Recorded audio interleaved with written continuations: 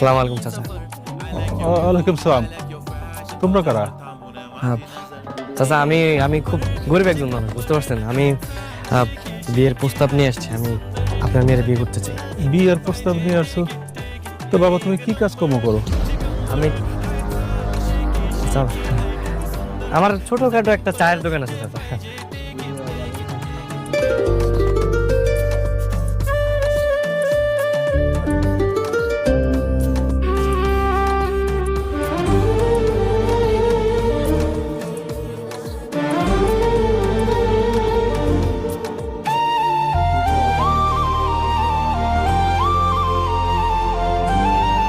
এ কি আপনি এখানে?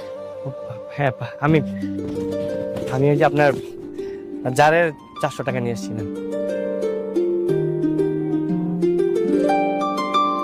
আরে বাহ, আমি তো প্রথমে ভেবেছিলাম আপনি আমার টাকা মেরে দিবেন, বাট এখন দেখছি আপনি খুবই সৎ একজন মানুষ।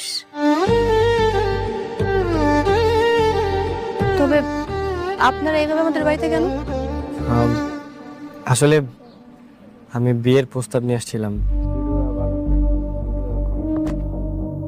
মানে আপনাকে প্রথম যেদিন দেখছি সেদিন আমার খুব ভালো লেগেছে। আমি আপনাকে বিয়ে করতে চাই। বাবা, বুঝতে পারলাম না, আশেপাশ থেকে এত আমার বিয়ের প্রস্তাব আসছে কেন এখন হঠাৎ করে? আমি তো বুঝতে পারতেছি না। আপনাদের খুব চেনা চেনা মনে হচ্ছে, আমি কোথায় যেন দেখেছি। কে আপনারা? কই না তো, কোথাও দেখেননি তো।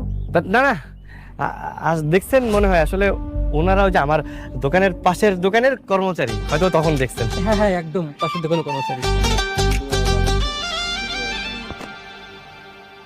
মারে, তুই না ওই যে বড় লোকের ছেলের বিয়ের প্রস্তাব ফিরিয়ে দিলি, গরিব ছেলে বিয়ে করবি দেখা।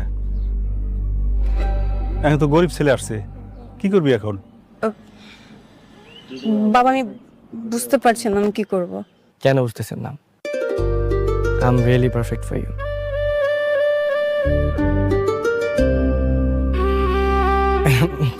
না মানে আমি আপনার জন্য তো ঠিক আছি, তাই না?